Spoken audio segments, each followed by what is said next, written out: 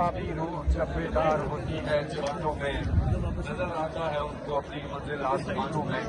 इस वक्त आपके दाएं जानिब पाकिस्तान का सब लाली परचम लहराते हुए लेने की जानिब आ रहे हैं। हमारे कहते हुए नौजवान यकीनी तौर पर एक चैलेंजिंग टास्क है। इस वक्त 12,500 फीट बुलंदी पर हम बैठे हैं और ये सभी बुलंदी पर इस वक्त तेज हवा का भी सामना है, लेकिन तो पर महारत चाहिए होती है और बहुत ही बेहतरीन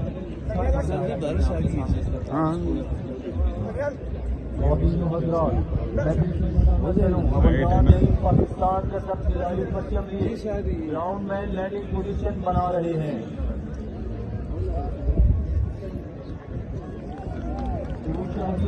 परवाज तेरे सामने आसमान जबरदस्त काम हो जाएगा।